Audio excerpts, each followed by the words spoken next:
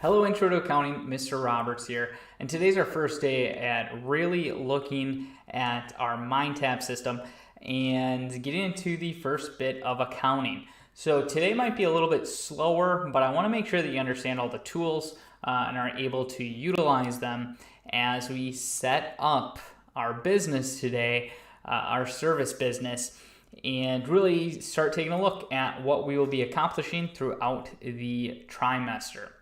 So just remember that we have these V's that are buckets, and we emptied out those buckets.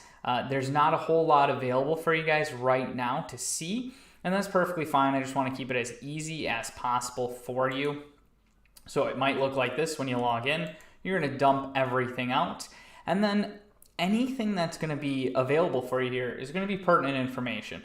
So if you're virtual one day, it's going to be important that you look at everything that's actually laid out here. Even if I don't necessarily cover it in the video, I'm going to expect that you guys are looking at it at least. And this book isn't super long, and I say that we go at a pretty reasonable pace throughout the year as we cover things. It's not really overbearing, so I do expect you to be reading the book during the additional time that you have and before you do any problems. But right here we have the business, and this is Delgado Web Services. This is only going to pop up one time, and it's introducing us to who we're going to be doing the accounting for. So let's jump into this and watch it together. So you can see Delgado Web Services, the business, used in chapters 1 to illustrate the accounting concepts and procedures. So Mr. Delgado here, Michael Delgado, which we're going to meet in just 1 second. He designs, maintains, and hosts websites for small businesses. This is nice because it's a service business. We'll jump into that a little bit more, but we're probably not going to have a whole lot of inventory for this business. So let's watch this little video. Hello, I'm Michael Delgado, a programmer and proprietor of Delgado Web Services. After helping out some friends to launch personal websites, the father of one of my friends asked me to design a website for his plumbing business. Once the website was launched, his business increased by 25% in the first 6 months. This was an aha moment for me, and I decided to start my own business offering services to design, maintain, and host websites for local businesses. I'm a solo operation. The fees I charge are based upon the size and amount of detail a client wants in their site, as well as the time spent consulting with the client. I have an arrangement with another local business, Mountain Graphic Artists, to supply artwork and photography for the sites I develop. I also have a service agreement to rent my equipment, a computer, server, and software. To increase my client base, I've researched and identified businesses to target for pitching my services. I've created marketing collateral, and of course, I have my own website that includes testimonials from satisfied clients. All right, so that's Michael Delgado. He creates websites for other people. That is his service. And a lot of times a small business like this is going to do their own accounting. And really, most of the things that we're doing here in this course could be done by somebody else. A lot of times it's done by software. And what's really important, though, is if you ever want to get into the field of accounting, the things that we're learning here, you might not do them every day once you really get into the field, but it is the basis of knowledge for accounting. That's why it's really important. You might be using software for a lot of it, but you need to understand what's behind that software, what's kind of running in the background. This was a really big concern for the Wisconsin CPA Association when we were talking about the automation of accounting.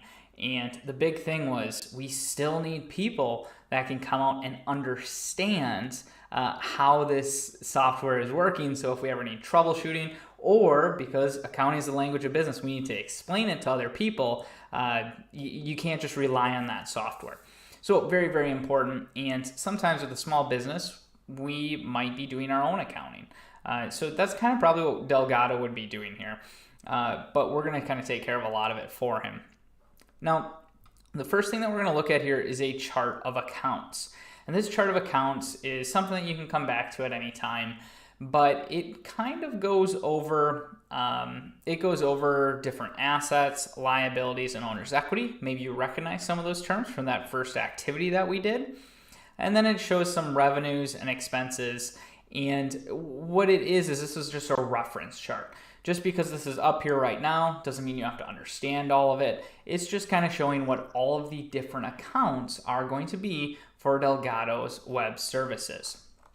So that's this first little section. You can always come back to it, but just a little background for the company that we are working with. And now we're going to get into chapter 1, starting a proprietorship and changes that affect the accounting equation. We're going to stick pretty close to the book today. That's not always the case. A lot of times I'll go off the PowerPoint, or I might just talk to you about a certain concept and just touch on some keywords. But today, I just want to show you guys how the book works in relation to what we are learning.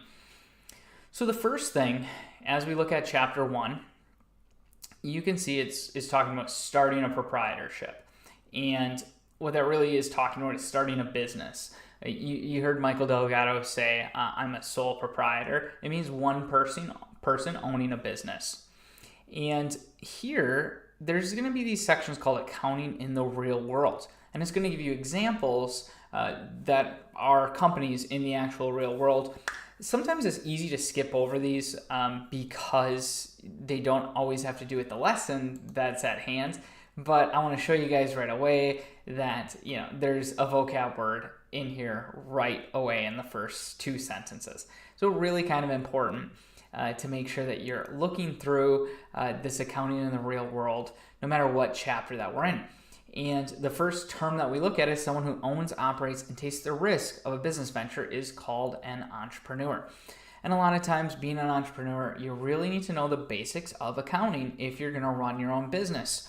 You need to know what it's going to cost you to run a profit and just know your numbers. Any good business owner is going to know their numbers. So they go through TerraCycle here. I'm not going to go through the whole thing. You can take a look at that on your own. But then when we get into lesson 1.1, it's talking about accounting in action. I'm just going to dump that real quick to take a look.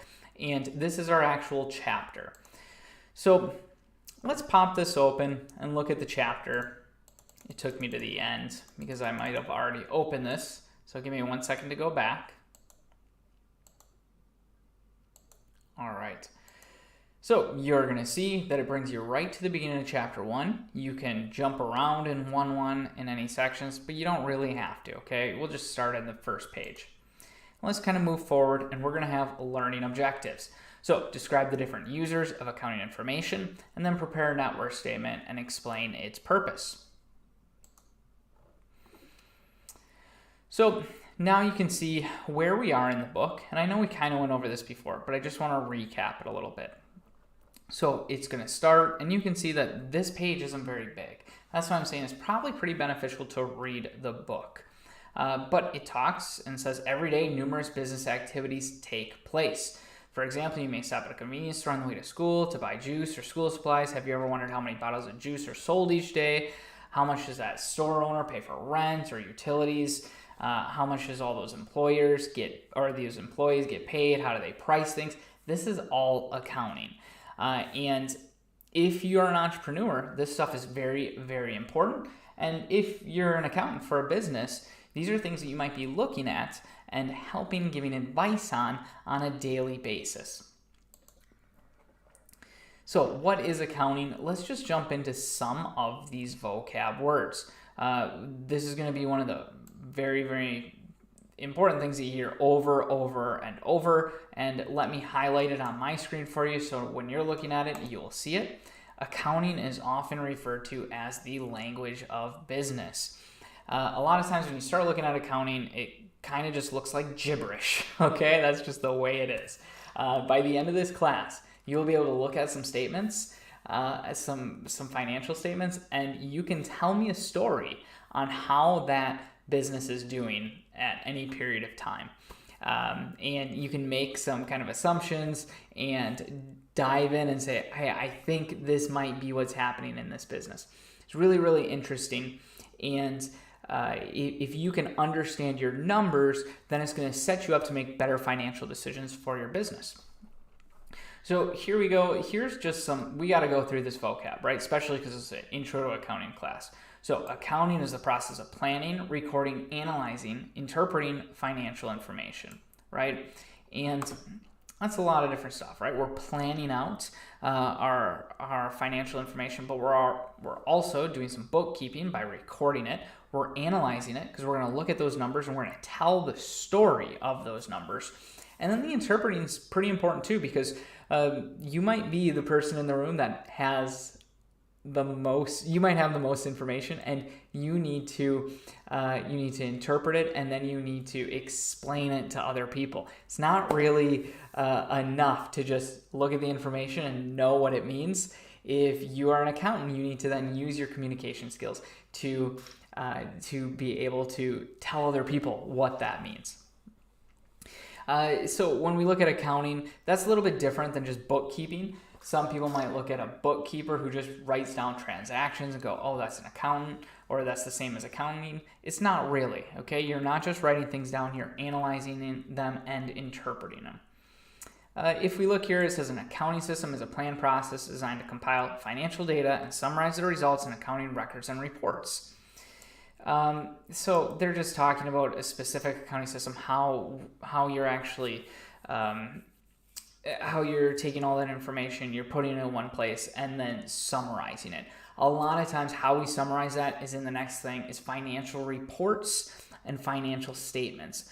And financial statements that we have, whether that's a balance sheet, an income statement, a statement of cash flows, all these different things are reports that tells the financial condition of a business. And we'll get into those a little bit further.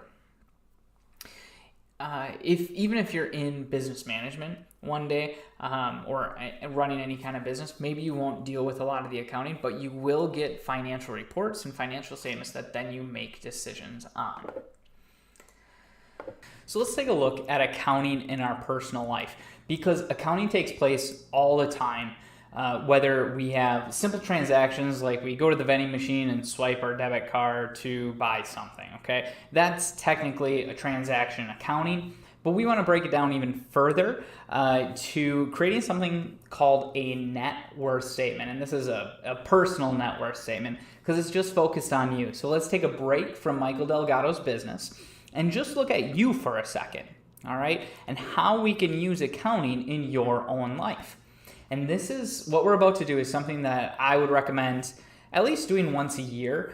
And that is going to be creating a personal net worth statement and seeing what your personal net worth is. And I know I keep saying that. We're going to get into it a little bit here.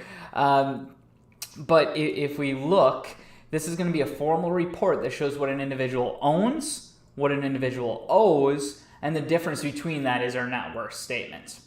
And we're going to look at an Excel sheet, and then I want you guys to take out a piece of scrap paper and complete your own net worth statement and see how you are from a financial position. And this is something that's really important. This is actually what the bank's going to look at all the time. You want to go and get a car loan? Well, what they're really doing is they're looking at your personal net worth, and they're saying, is this person trustworthy with money? So it's really important because you want to make sure that your net worth is in a healthy kind of state. And we could think about this with businesses too. We obviously want to make sure that we have a healthy net worth. And you'll see how it's related to that a little bit later on. But in order to calculate net worth, we kind of have to figure out anything that's owned, and we need to put down a realistic value for what that is. And there's two terms that you're going to hear over and over and over. The first one is asset. And what I want you to just remember is an asset is anything of value that you own. Okay, an asset is anything of value that you own. So you can see here where it says example of assets are cars, bikes, real estate, any cash that you have, and jewelry. Now, when we look at this, we need to make sure that it's realistic values as well. So what I'm going to do is I'm going to pull up this little Excel sheet here, and I just want to go over some of the assets because this is what a net worth statement is going to look like. Kind of just ignore the months up here, but we have all these different assets, and these are things that we actually own. So if I have money in my checking account, do I own that? Absolutely. So you can see here, this is $2,500. Cash is always going to be an asset. So our checking accounts and savings account, those are assets. A 401k, maybe you don't even know what that is, but just think of it as a retirement account. So $300 that we put aside previously, well, guess what? You own that money. It is rightfully yours, so that money's in there. You put some money away for college savings. Even if you plan on spending that on college savings later, it's still an asset. Your grandparents give you a bond when you're younger. That would be an asset. And then we have clothes. So the thing with this is if I bought this sweatshirt for, let's say, $30, and I need to calculate out how much this asset is, well, it needs to be a realistic value. So I can't go around probably and resell this sweatshirt for $30 because it's used, because it's older, and really the value is only what somebody's going to pay for it. So that's a really important distinction, that assets depreciate over time, meaning that car that you bought for $5,000, well, over time, that car gets less, and like what somebody's willing to pay for it goes down. So when we figure out our net worth statement, and why I recommend doing it every year at least, here they're recommending doing it every month, I just say let's do it at least once a year, it's because things might change in their value. So the same thing with jewelry here. Let's go back up to car owned. Think about the car that you have right now. Now, do you own all of that car, or are you making payments right now? An asset is something that we own. So it's very important to make the distinction between the things that we actually, the things that we own, all right? So if I have a car loan here and I own $4,000 of it, maybe I still have $2,000 to pay off. So if it's a $6,000 car, the asset amount is only $4,000 there. That's an important distinction that I want you guys to kind of remember. Then jewelry, I put PS4 on there because it's just anything that you own. And remember, it's not going to be what you paid out of the box for it. And what you're going to do for your net worth statement is you add up all the assets that you have. So here, this individual has 14,150 assets. So let's just close this window real quick and jump back in and kind of take a look at our book and look at a liability. And assets is something that you own. Now, a liability is something that you owe. So this can be if you owe somebody money, this can be a loan, this can be a credit card bill. Anytime that you owe somebody something, that's going to be considered a liability. So let's go back to our sheet real quick and take a look at it. And if we look here, here is all of our liabilities, anything that we owe. So obviously for here, we don't have a mortgage, so we don't owe any money on it because we don't have a loan. A mortgage is a house loan. Student loans. Let's say this person just got out of college and they have $10,000 worth of student loans. That's a liability because you're intending to pay that money back. The car loan here was $2,000, right? So once again, accounting being the language of business, you can just look at this and go, oh, this person has a car that's about worth $6,000 and they've paid off $4,000 of it already and they still owe $2,000. Let's see, credit card debt, IOUs to parents or other people. And then you can have other debt in here too. Let's say we had another $70 worth of debt to anything else. So debt is, once again, something that you would owe somebody else. So then what we do is we add up all of our liabilities, all the money that we owe. So let's close that out and jump in a little bit to the next step. So net worth, right, because we're figuring out personal net worth, is the total estimated value of everything that we owe minus everything that we owe somebody else. Okay, everything we own minus everything that's owed. So the difference between personal assets and personal liabilities then is called personal net worth. Really, the big thing here, it's personal, right? Because it's the things that you own. If we're looking at a business, it's a little bit different, okay? Because in a business, net worth is called equity. So here we go. We have our accounting equation terms, right? So net worth that we're about to calculate, or maybe you've already calculated it because it's not that hard, it's the same thing as equity. It's the difference between your assets and your liabilities.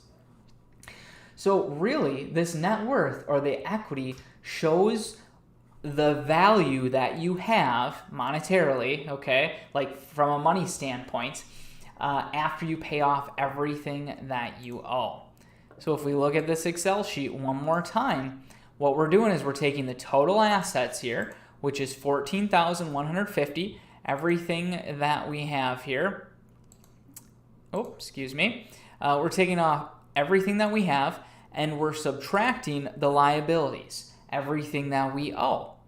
So let's, I don't think I can pull up the calculator, but you can see here we take 14,150 and we subtract the 12,140, and then our net worth is $2,010.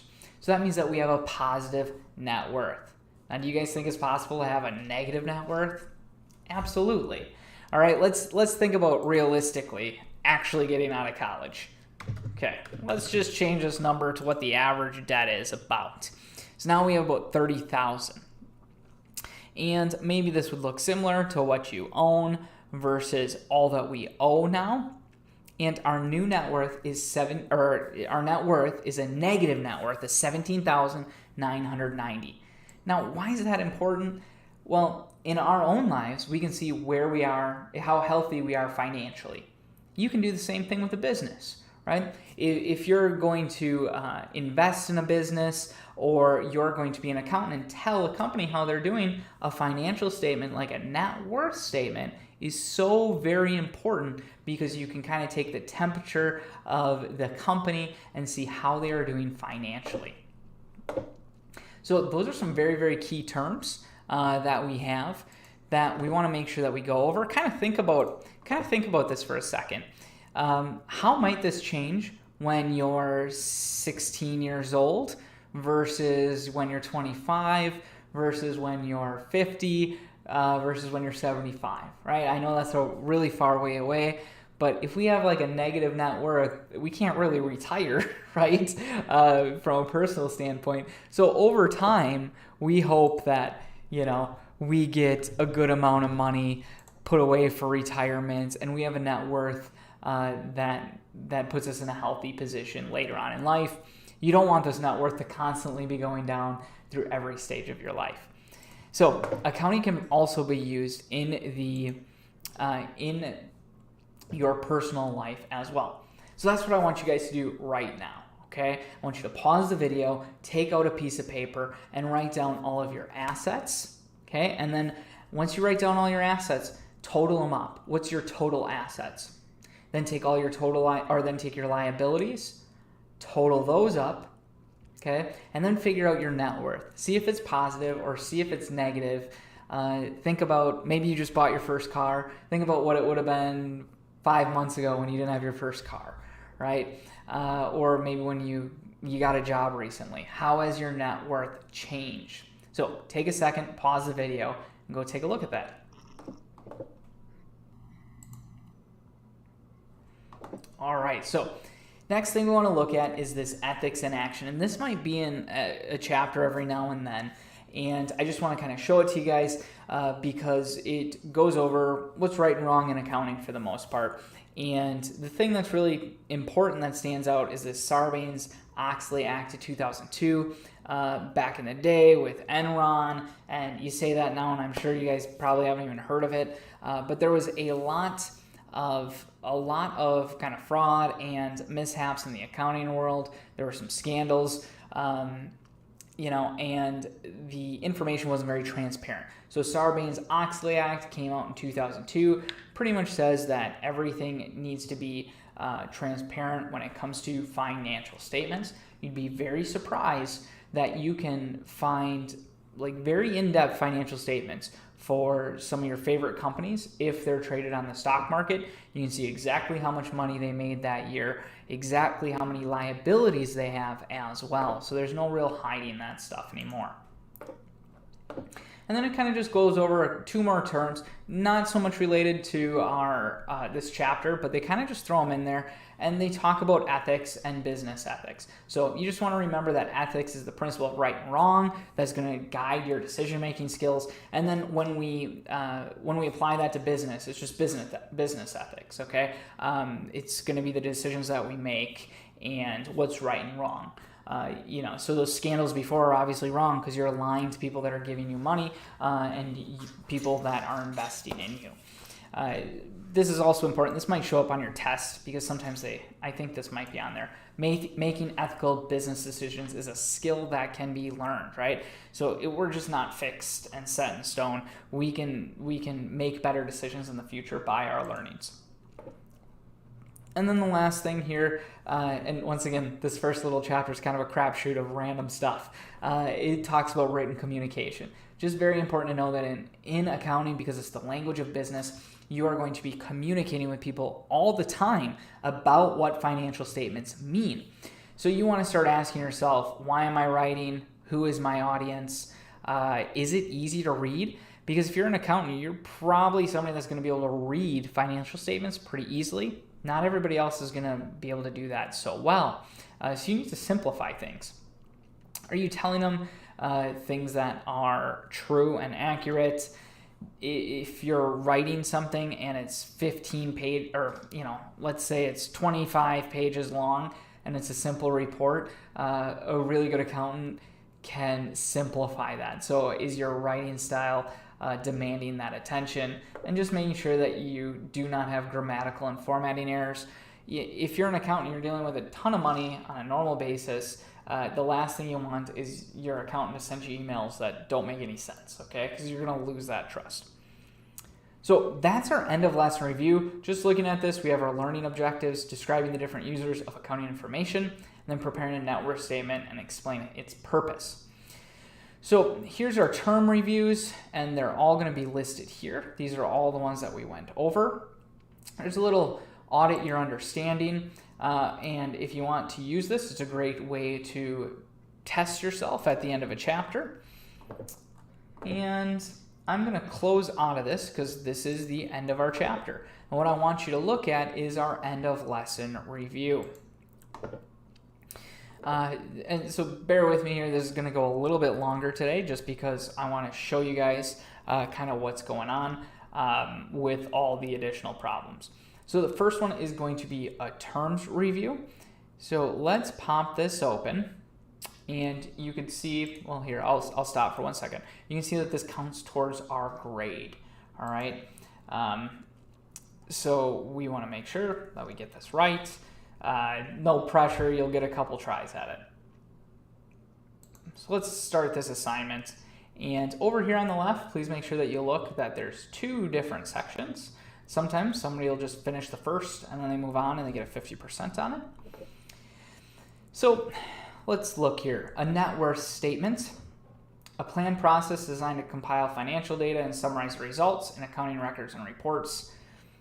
I don't think that is a net worth statement. That sounds like an accounting system to me. So you're just going to click on both of these. Anything of value that is owned. Well, if we own something, that's an asset. Financial reports that summarize the financial conditions and operations of a business. That sounds like our financial statement. A formal report that shows what an individual owns, what an individual owes, and the difference between the two. Well, that's the net worth statement that we just did. And then the process of planning, recording, analyzing, and interpreting financial data. That sounds like accounting to me. Now, please don't just submit your assignment for grading. You can do that if you're super comfortable, but it's pretty easy to just hit check my work. Hit check my work, and then you can see, hey, all these green lines means it's correct, and we have a green check mark over here saying that we answered the question. If you look up in the top right, it says our assignment score is at a 50% right now because we only did half of the assignment. So let's go into number 2. The difference between personal assets and personal liabilities. That sounds like personal net worth. The difference between assets and liabilities. That sounds like equity. The principles of right and wrong that guide an individual in making decisions. That sounds like ethics. The use of ethics in business decisions. It's business ethics, and then an amount owed. Anything that's owed is a liability.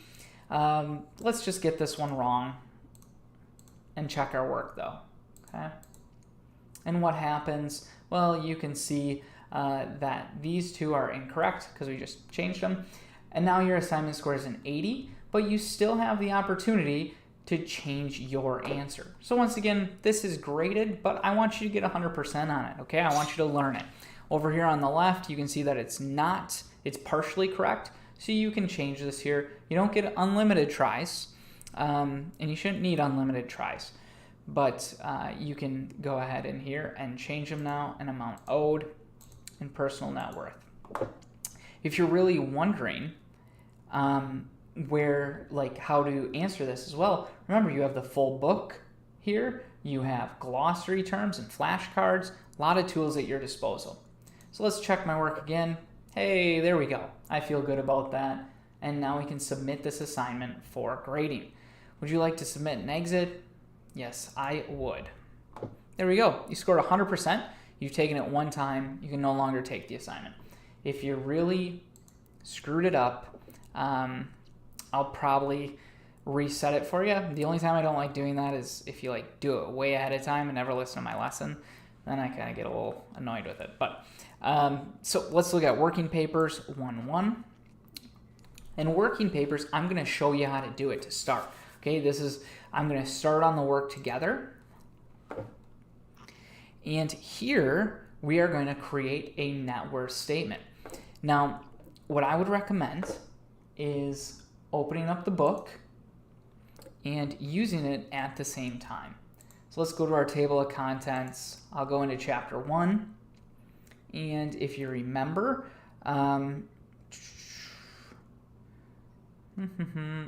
and personal life, hey, now I have the exact problem set up. And I would do this until you understand it, okay? And there's a couple things that you're going to want to know. The first is the name of the person or company is going to go on the very top here. This is a personal net worth statement, so it's going to be their personal name. Now the name of the financial statement goes next, and then it's going to be the date. So let's go ahead and work through this here. Megan Finder, a recent college graduate, is applying for her first credit card. The creditor, or the bank, is asked for a personal net worth statement. Megan owns a scooter worth $2,000 and has $800 in her checking account.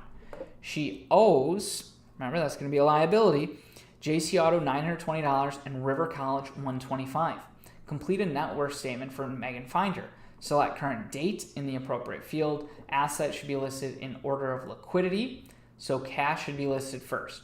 So this is why I want to go over this with you, because they kind of just throw out some things and pretend like you know it. Liquidity means how quickly you can turn it into cash.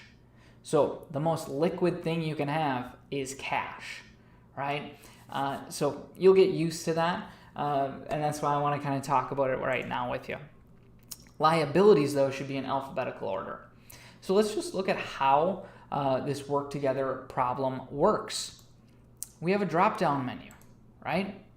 What should go first? Well, if we need to check, we just look up here, right? And we go, oh, it's the name. Okay, so Megan Finder is the person. Next, we're going to put in whatever the financial report is. So that's our net worth statement.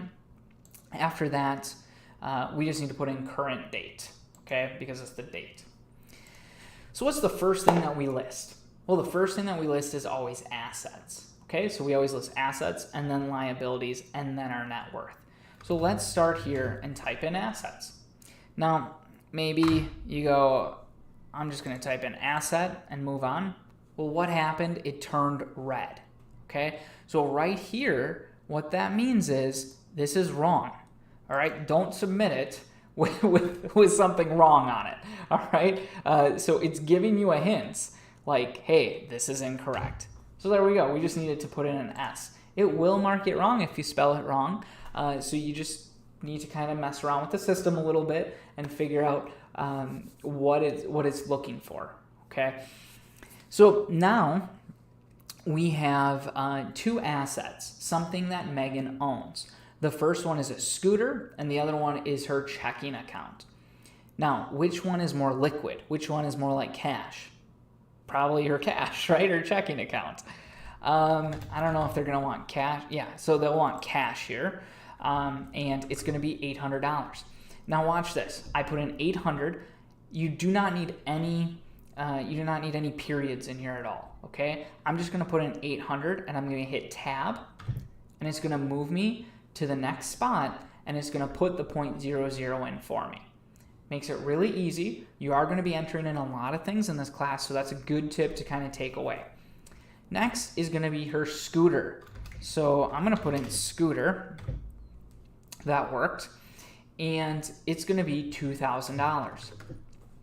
Once again, I just put in the 2,000. I didn't need to put in this comma. Let's do that again.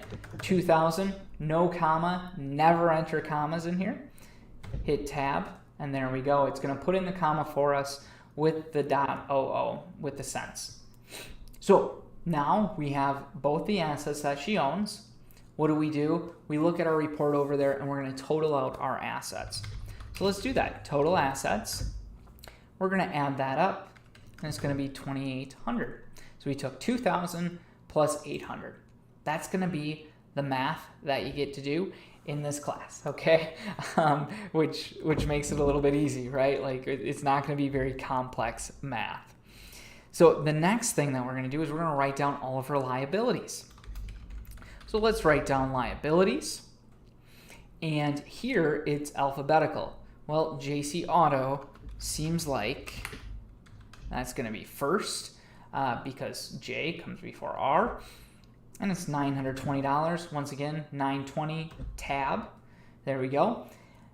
Next is going to be, and you can see she owes JC Auto, so that's where the liability is, and River College, $125. So let's put in River College and $125 tab. There we go. So now we need to calculate out her total liabilities. So let's write that. You can see I just mistyped something and it automatically turns red. So you just want to look at that. There we go. So let's just do 920. I don't want to pull up the calculator here on the screen, so I will later. I just don't have it set up right now. So 920 plus that 125 is 1,045. There we go. And now what's at the very end? This is going to be our net worth. And just from looking at this, does Megan have a positive or negative net worth? Well, she's going to have a positive, right? Because she has more assets than she has liabilities. So let's take the 2,800 and minus the 1,045, and we get 1,755. Okay? So here, there's no actual check your work, okay? But that's okay. We're going to hit save and continue. Make sure you hit save and continue. If you hit continue without saving, it will not save. That's not fun, okay? So let's hit save and continue. And now we just have another one here, okay? I'm going to do this kind of quick. You can slow it down if you want to, but I just want to show you what it looks like at the end. So Anthony Clement is applying for a car loan. Anthony has $1,085 in cash, and he has a camera that's worth $635, but he owes, right, liabilities $305 and electronics $83. So let's calculate this out. His name first. It's a net worth statement. We're going to have the current date. We list assets first. The cash is the most liquid. So let's put cash. It's $1,085. If you remember Megan, she had checking account.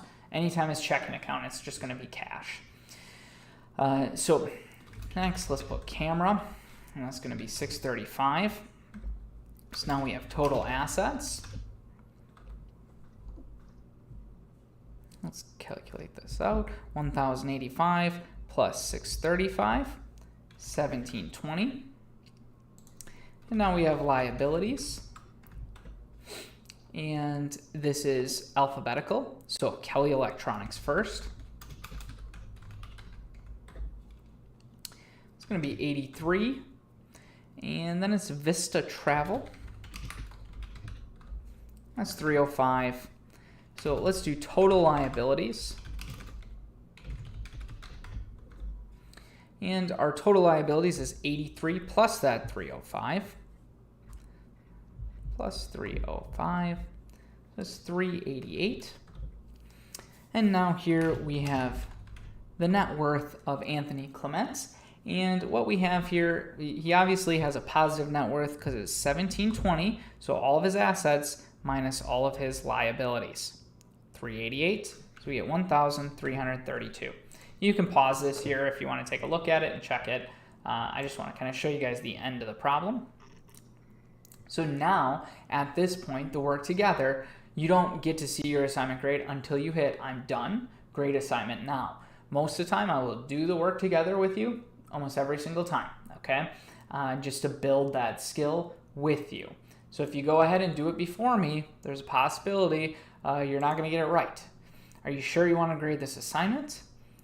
Yes, grade the assignments. And then you can see here, 2 out of 2, 2 out of 2, 100%.